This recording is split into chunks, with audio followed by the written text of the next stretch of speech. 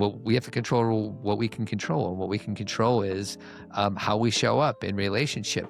Can our son see that we're emotional? Can our son see that we're vulnerable? Can our son see that we're scared, that we're mad, that we're happy? Us guys aren't very good at expressing happiness unless our sports team is winning. What about Right. what about all the other times when we're having happy, but we're too cool to look out of control and happy?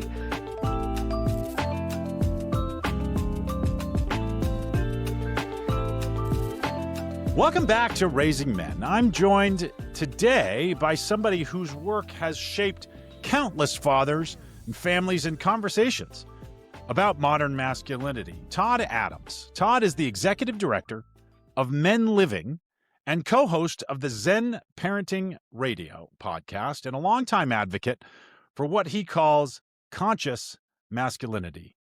Todd, thanks so much for joining. Thank you, Sean. Excited to be here. So let's talk about conscious masculinity. What is it, and why does it matter? How do I start? So I heard a TED Talk a while back by a guy named Tony Porter. He runs an organization on the East Coast, actually all over the place. And it's about healthy masculinity. And he presented a framework to me that I'd never heard before. He did not come up with it, but first I heard of it was on his TED Talk. And he talked about the Man Box. Okay. So there are plenty of examples out there in society of what masculinity means. And I think everybody has their own interpretation of that. For me, masculinity means that we are sometimes stoic and sometimes strong and sometimes determined and sometimes singularly focused. And there's other times when we are soft and gentle and nurturing. I think when we showed up as boys, Sean, you and I both identify as men, when we showed up, we were actually more emotional than our female counterparts. They've literally done studies scientifically. Boys are actually more emotionally expressive than young women. And then, as toddlers and young adolescents, but then society grabs a hold of us and says, no, this is the one way to be a man. And being a man means you got to be tough, you got to be athletic. As you get older, you got to make a lot of money, you got to have a lot of sexual partners. I am based on how big my house is. And I call that that's a version of the Man Box. The Man Box is there's one narrow lens of what it means to be a man, and that means to be tough, to be impenetrable. Think about, the movies and pop culture that we see of what the typical prototypical man is, whether it's superheroes or whatever. It's just a bunch of guys that are just super strong and super determined and show no weakness. And go it alone often, huh? Go it alone. Yep. Boys don't cry, all of the above. So your question was, what's conscious masculinity? It's a more expansive version of what it means to be a man. And what I see on TV and from our leadership, whether it's corporate or political, there's not a whole lot of other ways to be in this life other than to be stoic and to be invulnerable. So that's my 2 cents. Yeah. No, I think that is, the metaphor that I've used to describe that sort of thing is, we've sort of traditionally, when I grew up, masculinity was all about, imagine you're a castle and it's all about how thick your walls are. Yeah. But in reality, I think that masculinity is about how much they can enclose, how much they can protect, and how much they can provide, how much they can, how inclusive the walls are, meaning how big of a village can you have in there? Yeah. Well, it's funny. Yeah, go ahead. As you say that, I didn't think I was going to jump in the deep end here, but let me go ahead and do that anyway. So there's a framework out there called the 4 male archetypes. And in the 4 male archetypes, there's it's a Carl Jung concept. He had a whole bunch of different archetypes, but there's a book out there called King, Warrior, Magician, Lover. And the one you're talking about is the castle in the kingdom. And that is a very important part of what it means to be a man, which is to provide, right? Like as men, we want to be able to provide, not just money, but provide with our emotional bandwidth and things like that. So that's one of the 4 male archetypes, the king. Then we got the warrior, which is the one I talked about, the impenetrable, the stoic one, the strong. And then we get the magician, which is the one who thinks. So a king sees and blesses, a warrior gets stuff done, a magician thinks, but then we forget about that fourth archetype, which is the lover. And the lover feels. The lover allows himself to be hurt. The lover exposes himself. The lover will express his gratitude, his emotion, his love for all the different people in his life. And we just don't hear about that one very often. So I'm just trying to bring a little bit more balance, because there's times when I am in my warrior, but there's this whole other part of who I am that isn't allowed to be brought up to the surface because society doesn't think that that belongs. And I'm just trying to change that narrative. Yeah, I think that's really important work. And so tell me, you know, specifically for fathers raising boys today, what do you think that awareness actually looks like day to day? How do you make that a practice? It's a great question. And let me just kind of expand it to just like being a parent, because I've been doing a podcast with Absolutely. my Yeah. wife for 15 years. And in my journey of talking to a bunch of groups and what it means to be a good parent and how do we become a good parent, a lot of questions get asked of my wife and I, and they'll be like, well, tell me what to say when my kid is whatever. You just found out your teenage boy is watching porn, or what do I say when they get a D on a grade or whatever? And what we say to our kids is a lot less important than I ever thought it was. When I showed up as a parent, I have 3 daughters, 22, 20, and 18. And I thought what I said to them was really important. It's not as important as I Mm, thought it was. no. What it is for me, and this is a very non-scientific concept, one that I came up with. It may or may not land with your audience, but it's 60, 30, 10. So it's 100%. 60% of it is modeling. Forget about everything else. If you want your son to be a kind person, be a kind person. Yeah. If you want your son to read books, read books. If you want your son to not use weed and not to get drunk, then don't use weed and don't get drunk. That is where I spend the majority of my time parenting, because I'll let out a secret. You're teaching your kid whether you know it or not. You're teaching them every single day. You want them to have a good relationship with their partner, then figure out how to navigate conflict in a healthy way with your life partner. Yep. That's the best way to do it. So that's 60% of my energy. 30% of my energy is, in what way am I spending time with my kid? What energy am I setting a boundary? Am I setting a boundary to be a jerk, or am I setting a boundary saying, "Hey, I understand why you're interested in seeing naked girls on your iPad, but here's the deal, guy. There's a lot of stuff on that is just simply not true, and there's a lot of stuff on that is it's actually toxic and it's demeaning towards human beings, especially the women in those videos. So it's not what you say, it's how you say it. And then the last 10% is the words you're actually giving to them. So that's my 60-30-10 model. I think that's absolutely right. The modeling stuff is so important. You just need to be the man you want your son to be. Yeah. And that handles the lion's share of it. Yeah. And I think, and it's the fountainhead of it all too. It everything else flows from that, because as you're being the man you want your son to be, that's going to result in establishing appropriate boundaries in the appropriate way, and how to say things in a way that is fruitful. And it will allow you to select that last 10%. Also, they'll select the appropriate words and say things the right way as well. And so it Well, really just starts. I find, we do a lot on this podcast. I do a lot of talking with people about, I ultimately our goal is to raise excellent men, right? And there's the number one rule associated with that is to be an excellent man. yeah.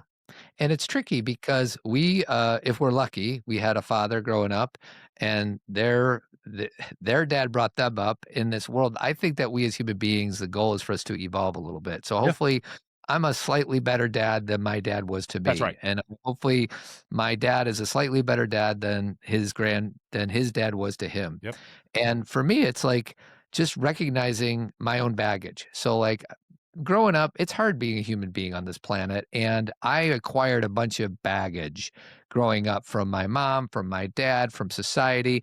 And one thing that I want to do is investigate my own reactivity, investigate my own baggage, investigate all these things that brought me to be who I am, and not to pass the bad stuff down. Pass the good stuff down to our kids.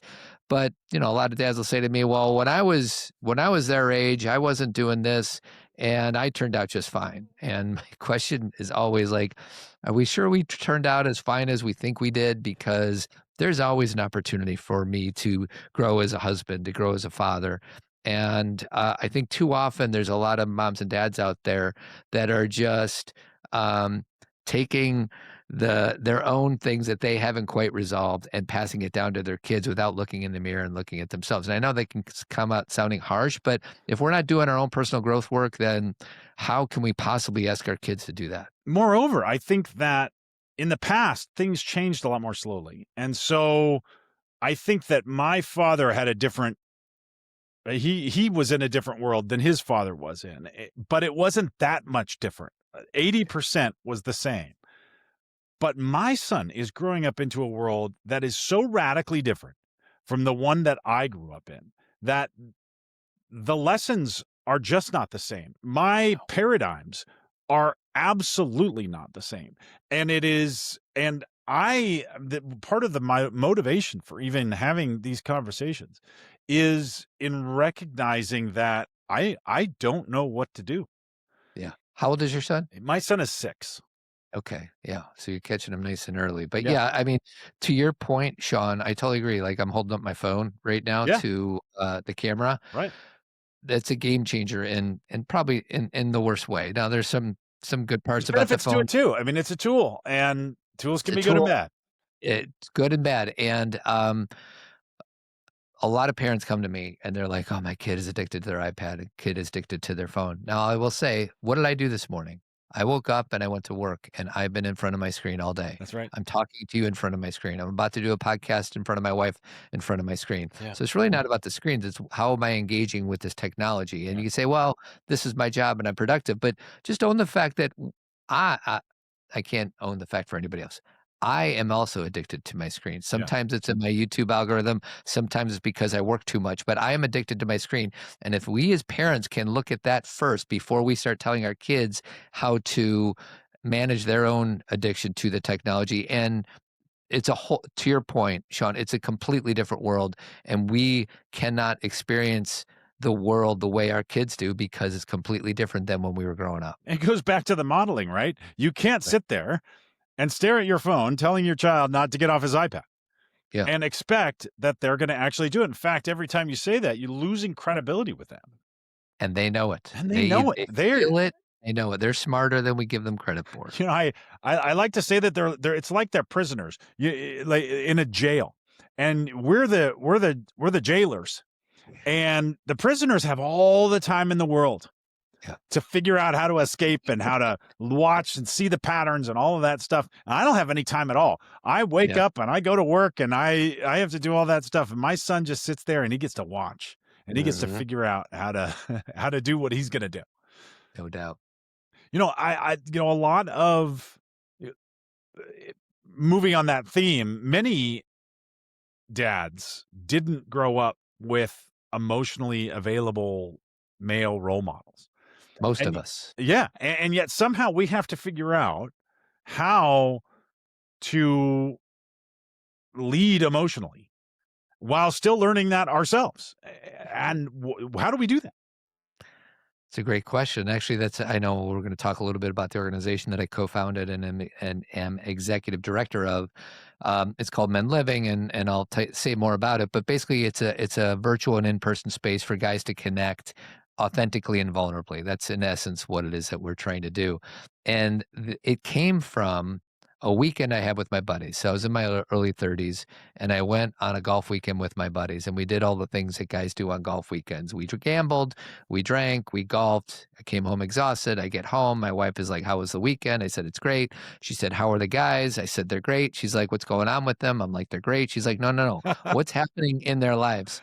And I'm like, they're great. She's like, Todd, Am I speaking a different language? What are they? And Sean, I shit you not. I spent 72 hours with these guys who I went to college with, I'd known over 10 years, and I didn't have a single moment of authentic connection with any of them. I could tell you who they drafted on their fantasy football team. Yeah. I could tell you if they're slicing the ball or if they're hooking the ball, but I couldn't tell you if they're having a hard time in their relationship with their significant other. I couldn't tell you if they're having a hard time with their children as in their parenting journey. Right. And then I haven't had many light bulb moments in my life, but I'm like, holy shit, if I spend the rest of my life with these types of relationships with other men where it's just shallow and sports and work and weather, and don't get me wrong, I love sports. I watched the Bears game yesterday. I love all these things that I used to love, but I also know that if this is all that it is, then it's not going to work for me because my wife will go out for 3 hours and connect deeply with her girlfriends Right. and know everything. And I had 72 hours and I got nothing done. So your question is, how do we do it? First of all, you already know how to do it. We all know how to do it. We used to be experts at this when we were 2 and 3 and 4 years old.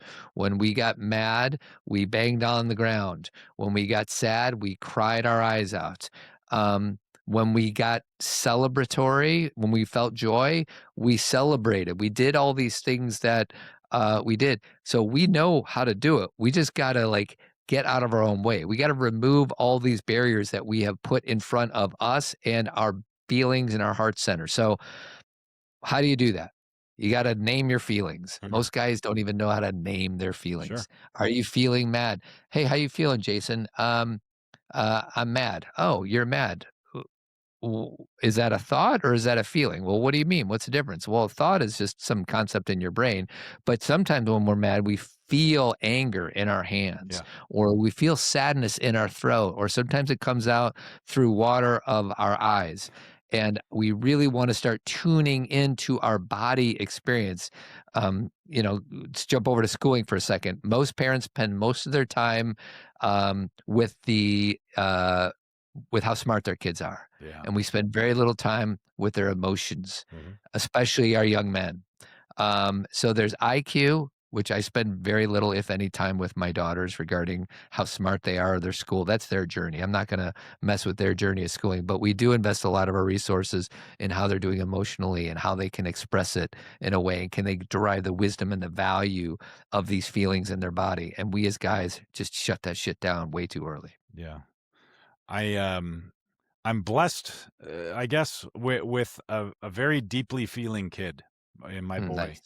He he feels things deeply. If somebody else is upset in the room, he can feel their Yeah.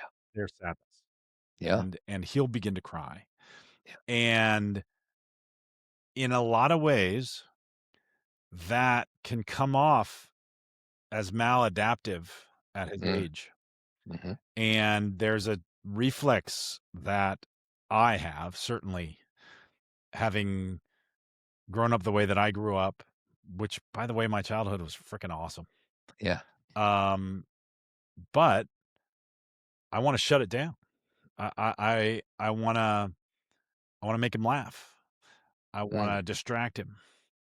mm. And one time I was doing that, and I'm good at that. I deal with stress and anger and all that stuff with humor. Mm. And I deflect with humor a lot. And so I've got 50 years of skill in that. Yeah, I call it conditioning, Yeah. and I don't know you, I just met you for the first time, first of all, I wanna own this, I do this too, Yeah. and I usually won't deflect with humor, but when I'm feeling something, because my guess is when your son is crying in an empathic way, I'm guessing there's part of you that gets a little worried, you probably get a little uncomfortable, so Yeah, instead and of I think I'm empathic too. I think Yeah. I feel his pain. I want the pain to go away.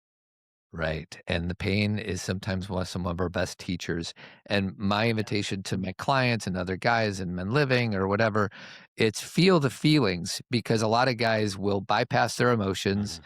and not feel it or invite their 6-year-old son not to feel it. Instead, like, I'm so impressed how you're really feeling all your feelings right now and let that come all the way through. Now, there's a balance too, because your son can lose himself to other people's feelings That's right. also. That's right. That's not healthy either. Right. Now, he's 6 years old and he's going to have to navigate that of when to put up that boundary so that he can keep himself safe and not be um, conditioned by the other who happens to be feeling something.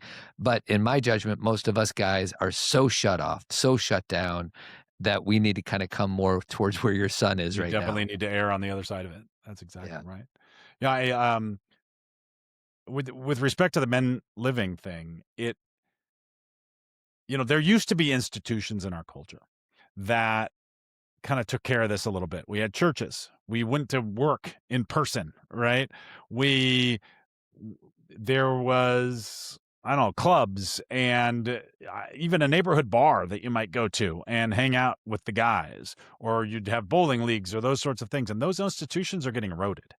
Yeah. And what that means, in my view, is that you used to kind of by default have the outlets that you needed to have. Yeah. And that's not the case anymore. You now have to be a lot more intentional about how you're going to get those things. Now, the positive aspect of that, the benefit of that is you get to be more intentional, which means you can design exactly the experience you want, as opposed to just, okay, I'm going to go to bowling league on Wednesdays and, maybe we'll cry over some beers or something like that. You can actually create the environment that you really want. The downside is you have to do that. Otherwise, you won't have the environment and you won't connect emotionally. And I think that's partly what we're seeing as there's kind of a masculinity crisis in our culture, is that men, we don't really do anything like that for ourselves. That's actually what women do uniquely well.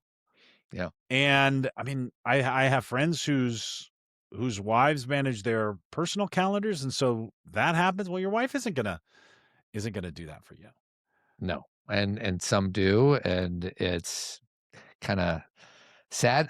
That's actually, I can't speak for your experience, Sean, but most of my experiences with other guys is they kind of lose a lot of their friends and they morph themselves into the friendships of their wives and their Absolutely. significant Yeah, others. you're friends with the husbands of your wife's friends. Right. Yeah, and to your point, you need to be intentional on how to do that, Yeah. and sometimes you need to be creative. I think it used to be easier. I think you're right. The churches and the bowling leagues. When I started this organization, the only reason I started it is because I Googled men's groups, Yeah. and all of them came up attached to a church. Yeah. Now I grew up Roman Catholic. I don't practice that religion anymore, Right. but I wanted this to be outside of any type of ideology. So at Men Living, we got Democrats, Republicans, Jews, Muslims, Christians, agnostics, atheists. The only thing I wanted us to have in common is we're all men, but I don't care if you're a Christian or an atheist or agnostic or anything like that. Yeah. So these institutions used to be put in place. It was kind of more common. And anybody who shows up, there's 4 billion men on this planet. And there is plenty of men's organizations that have plenty of capacity. And now that we have this ability, this technology in front of us to be able to connect on Zoom or in person, but you need to go look for it a little bit. Whereas back in the old days, your buddy would be like, "Hey, you want to join a bowling league?" And you would just do that. Right. Nowadays, you don't have a buddy who's asking you to join a bowling league. You have to Google men's groups and go find one. That's right. But it doesn't mean we can't do it, but it requires a little bit of effort. And if we're as strong and as tough and as creative as we think we are as men, then we should be able to do this. Before we press record today, I want to talk a little bit about the difference between our female counterparts and all that.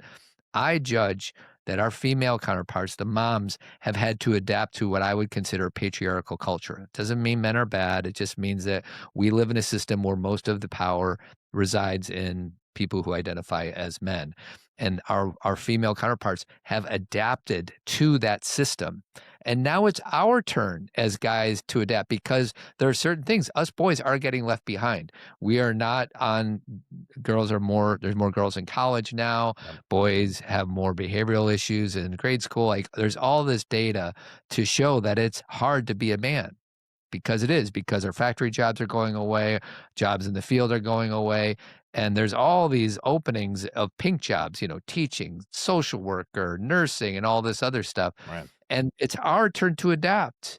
And instead of us adapting collectively, we're just saying, oh, isn't it hard being a guy? Like, yeah, it's hard being a guy, and it's also hard being a girl. So let's figure out how to be a guy in this world. And maybe it means that you might be a social worker instead of a factory worker, but we have the capacity to do it. So I'm going down a rabbit hole here, but just want to throw that out there. Yeah, I think that's exactly right. And, you know, there's nothing wrong with that. And the people who resist change are hardly ever have great lives, Yeah. right? Embracing change is the way forward. And that doesn't mean that all change is great. And that doesn't mean that you can't influence it in a way that helps you.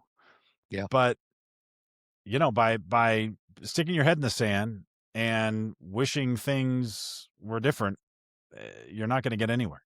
Yeah. And by the Well, way, you're not going to teach your kids that how to react in the world unless what you're hoping to do is provide a counterexample.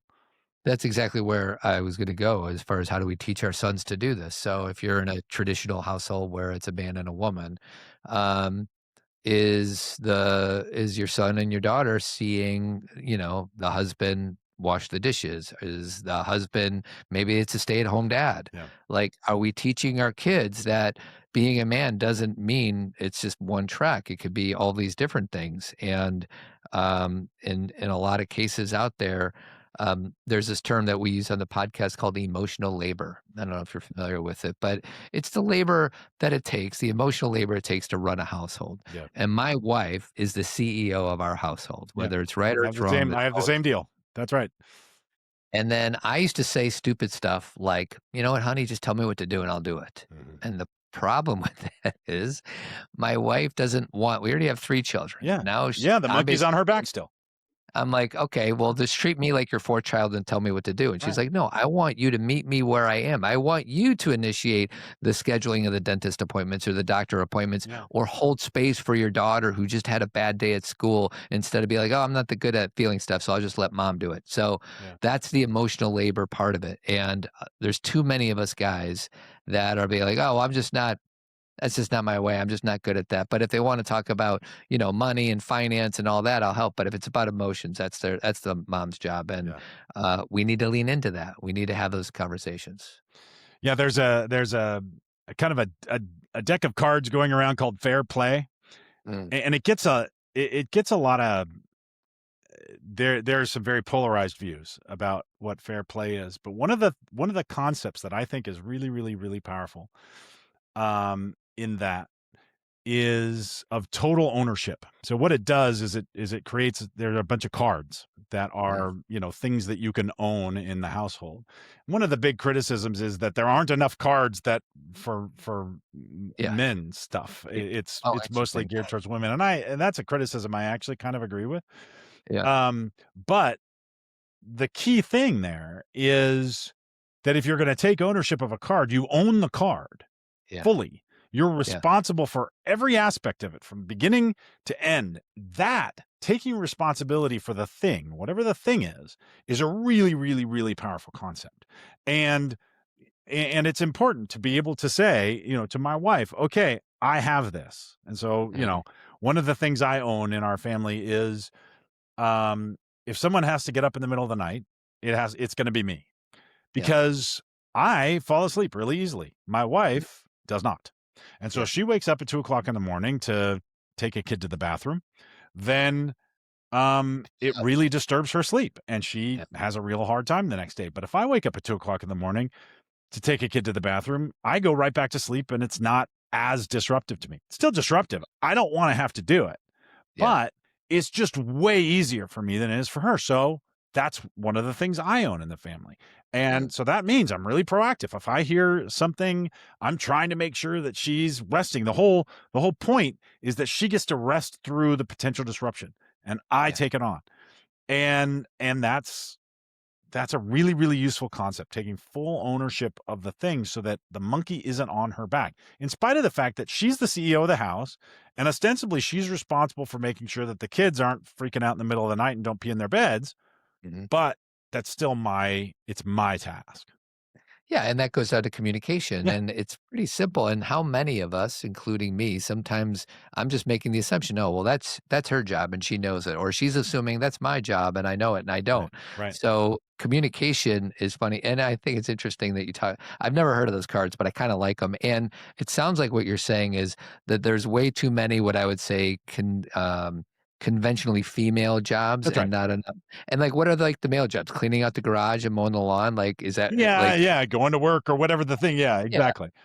yeah, and I've had so many conversations with the guys about this, and it's really interesting. And what is? There's no such thing as a female job or a Right, male job. We have the right. capacities for both. So that's interesting. So Yeah, and I think, if I were to steel man the position of the advocates of the system, what you're trying to do is raise awareness to all the invisible things that happen in the household that nobody mhm, gets credit for, and right, that typically and historically the women have to do. And so, all right, well, let's document those things. I think that it's reasonable to say, oh, well, there are also things that men do around the house that aren't recognize either. Okay, fine. Let's create cards for all those things. It's yeah, great. The whole yeah. point is to recognize all of the activity that you end up doing that isn't appreciated. And if the exercise is, oh, we're going to come together and define all of these things and name them and then claim ownership of them and recognize that we can pass them off and who owns what and all of this stuff, that's a healthy thing to do. If it becomes this way to battle about who's doing more for the family or whatever, well, then it becomes pretty ugly. And I think that has happened a lot. And it really, I think it points a magnifying glass the um at the communication capabilities of the relationship, and that can be bad and that could be good. It's interesting. It reminds me of a story. So for each of my daughter's birthdays, we'd have a birthday party, we have family over, and I do a video. So what I do is I take, pictures and videos from the year, I set it to music, and then we all watch it while we're eating cake and ice cream at That's the end of the spectacular. year. I love that. I'm So going to steal that idea. please do, and I've been doing it for my oldest daughter's. I think I stopped when she went to college, so I did it. So for the first 18 years of her life, Wow. I have a video for every single year. What's interesting is one year in particular, I did the video, and then everybody claps at the end of the video. It's just kind of like a Sure. kind, courteous thing. And then, like, I think my mother-in-law, who was alive at the time, she's like, "Oh my God, isn't Todd the best? Doesn't he do such a great job with those videos?" And my wife was supportive of me, but at the same time, she's like, "Okay, just so you guys all know, I decided on the date. I created the invitations. I went and got the cake. I wrapped all the presents. I made sure you're all gonna be there." She did like 12 different things to get Right. this party. I did this one little thing, and I'm the one getting the accolades, and Absolutely. everybody's just so, Absolutely. Yeah. And because all that other stuff is invisible. Well, I mean, of course you did those things. That's yeah, yeah. And she deserves recognition for that. yeah, Yeah. I love that. I feel like you and Kathy model really strong partnership. And how do you look at that? How does a healthy parenting partnership influence the way that our kids understand their roles? How boys understand masculinity, respect, yeah. emotional safety. What do you think about that? Um, First thing, I have a really, really good marriage, and, I have an amazing partner, and I think she would say that she has an amazing amazing partner. And a lot of people sometimes ask us like, "Well, what's the secret? Because it seems like so easy for you two." And by the way, it's not always easy. As a matter of fact, upstairs, we just kinda had she didn't feel like I was meeting her needs because something's going on this week and Yeah. all that. So it's never perfect. But literally in this moment, like, we're in a little bit of a teeny tiny rupture, which Yeah, happens from time to time. absolutely. Um, but one thing I think both Kathy and I have in common is that we do our own work. What does that mean? Personal growth work, therapy, reading books, listening to podcasts, talking to friends, investigating my own reactivity, investigating my childhood patterns of why I do things that are no longer helpful. Mm. So that's the one thing that we both do. And it wasn't always like that. She was always this personal growth freak where she's reading books and she's in therapy and she's seeing an energy worker and she's doing all this stuff. And I was just a guy who worked and brought home money and I didn't do anything else. And I had this moment like, if I am going to grow with this woman, I need to get on the train. Yeah. Otherwise, she's gonna just go right past me. So Yeah. The one thing I would say is the secret to our, marriage, which is really, really good, is we're both working on ourselves, and the other which is a big thing, it's the ability to navigate conflict. We all have these different conflict styles. There's fight, there's freeze, there's flee, and then there's one called fawning. I Uh-huh. happen to be a fawner, Oh, so interesting. when my wife is upset with me, I get really small and I become like a little puppy dog that just wants to be back in the good graces of her, and I want her to love me and I want her to tell me she loves me. That way I feel good about myself. That's my conflict style and I'm working on it and I try to own it. I try not to show up that way, but we all have different conflict styles. Yeah.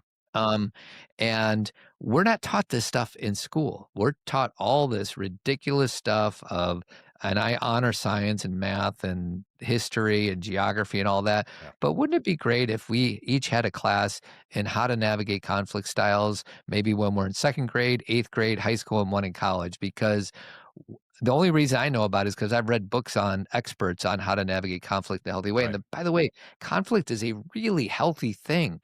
I actually grow closer to my wife when we resolve our conflict in a conscious way, much more than we would have had the conflict never happened in the beginning. So conflict, although it's uncomfortable and scary, it's a wonderful tool to bring together love and connection in a way, because if we just kind of like tolerate each other and we stay out of each other's way and we avoid all that conflict, that is not the type of marriage I want to be in. I want to be in a marriage that's alive and dynamic, not one that's kind of hollow and surfacey. So that would be my two answers: do your own work and understand how to navigate conflict. Yeah. My own experience. My wife and I have kind of I don't know that I would call it a manifesto or anything, but it's maybe a tagline. And what our marriage is about is we're trying to create a lives of excellence and joy. Mm, And one of the things that comes with that is there's a lot of struggle involved. And I remember, recently we've had some really, really, really severe struggles that just kind of working through some stuff. And we've got young kids and all of that. And it feels tough. It feels really, really, really tough. And, maybe you're thinking it's not even worth it sometimes.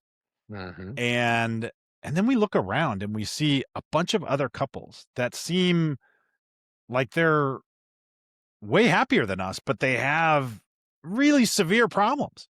Like, mhm, how is it that we feel so concerned about, this relatively minor thing where these other people have gaping holes in their foundations and they go on like how do they have easier lives than we do?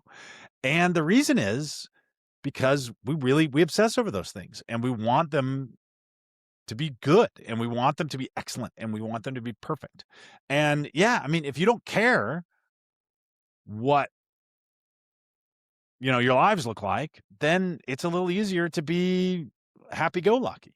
But yeah. that's not going to end you up where you want to go. And but man, it's hard. Yeah, it's funny. My wife and I have had the exact same conversation. Like, are we making this harder on ourselves than Yeah. it needs to be? But I think that there's and I don't know this to be true, but my guess is that there's an invisible withdrawal of energy for the Sure. happy-go-lucky years. I think that there's something hidden, Yeah. and if I am not dealing with problems, challenges, situations, and instead of me drinking a few beers or me just going out with the guys and not resolving something with my wife, Yeah. um, in the short term, I think that that's a really smart strategy, but in the long term, that is just a recipe for disconnection. Yeah. So I first of all, I totally resonate with what you just said. Like, these people seem happier and they don't complicate their lives the way you and I are complicating it with each other. Yeah. So, but I also know that there's this life force in me that is that grows when I'm dealing with authenticity, vulnerability, Yeah. um, challenges, conflicts, and not escaping. So, Yeah. Yeah. And you know what? The other thing is maybe those other people are right. And maybe their lives are great, and maybe it's easier also. And maybe that's the way to be. It's just not the way I'm going to be. Yeah, it just doesn't work for me. Yeah. Like, keep doing your thing, Yeah. but I'm not wired that way. I Right. gotta deal with this the way I deal with Right. it. And, just the idea of the comparison, I have the same comparison in me, Yeah. and there's not a whole lot of, benefits from comparing our story to somebody else's, but we Yeah. also have to honor the one in us That's right. that does compare, Yeah. so Yeah. It helps you kind of get a baseline, sure. but yeah, I mean, there's no,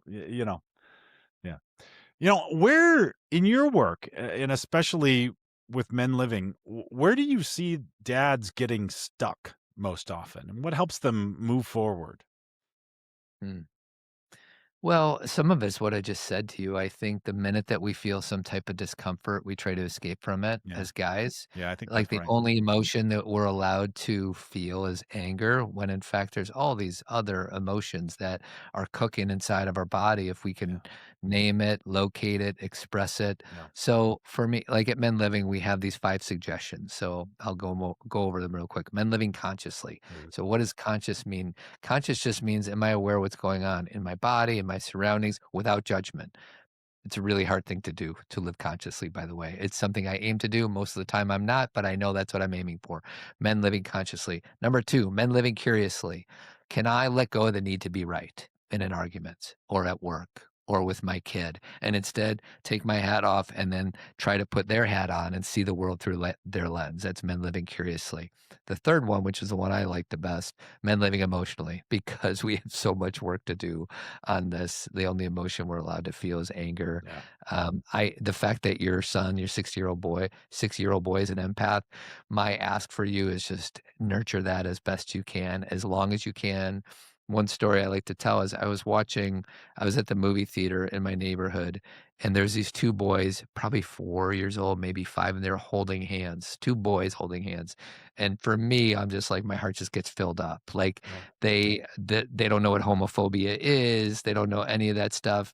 And I honestly started crying a little bit, like, and the reason I cried was because I loved what they were doing and showing, and I know the minute they get into 1st grade, some kid's gonna be like, "Are you gay?" or whatever, and it just makes me so sad Yeah. to think that. So, our sons are emotional until they get to school and, billboards and TV and Right. movies grab a hold of them. So, we have to control what we can control, and what we can control is, how we show up in relationship. Can our son see that we're emotional? Can our son see that we're vulnerable?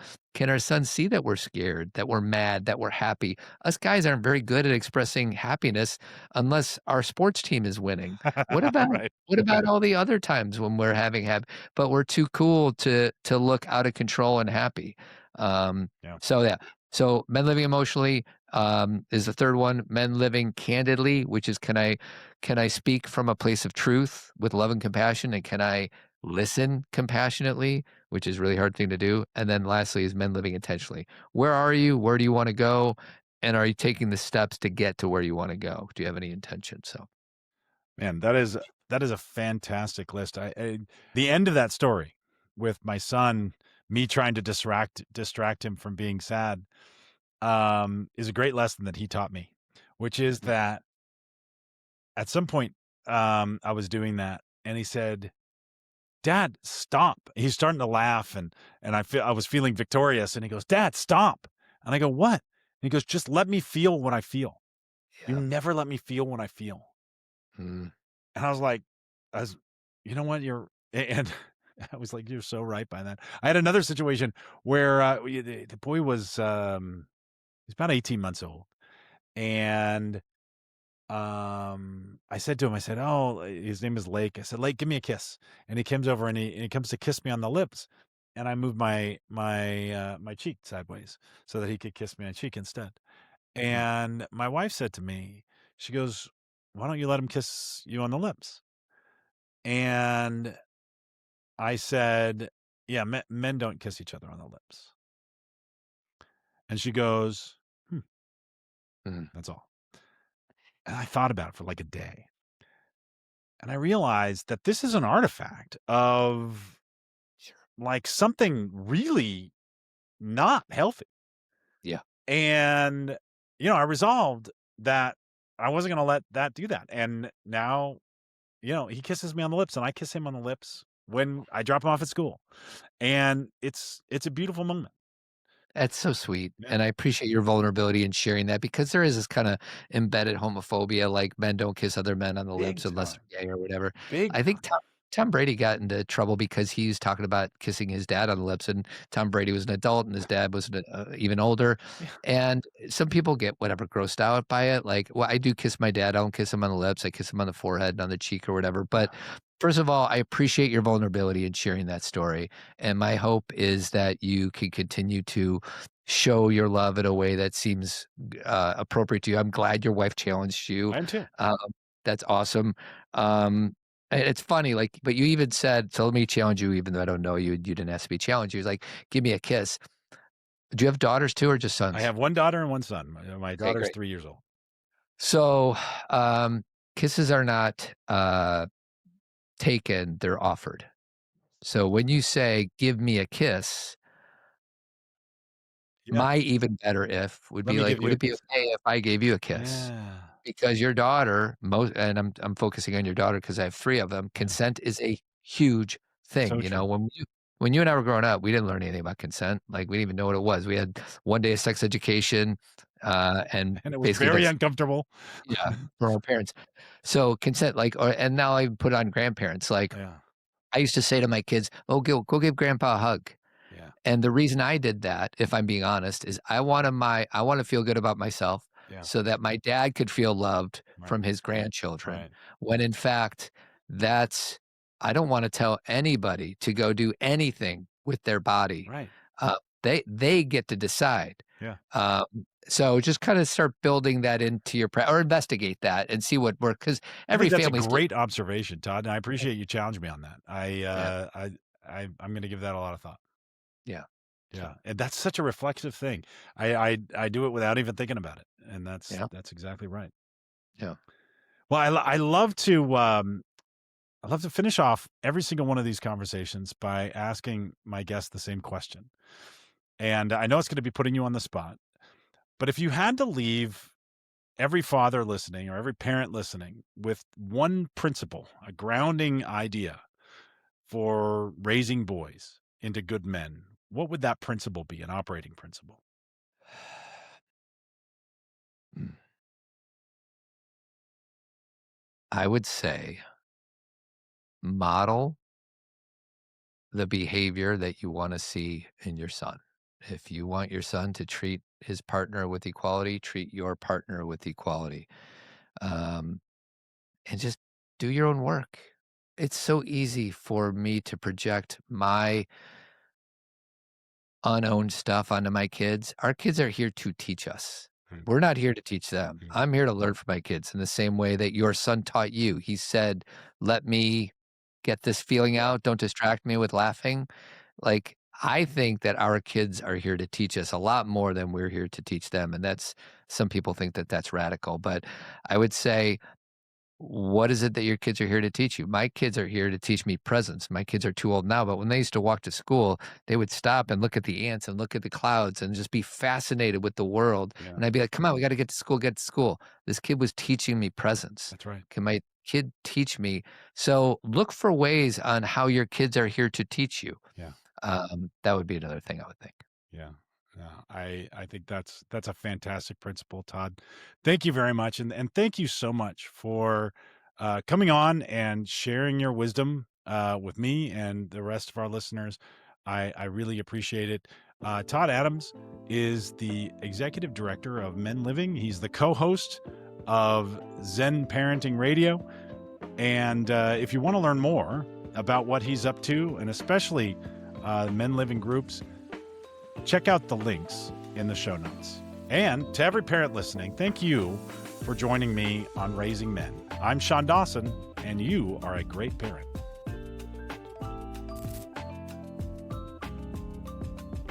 Raising Men is produced by Phil Hernandez. This episode was edited by Ralph Tolentino.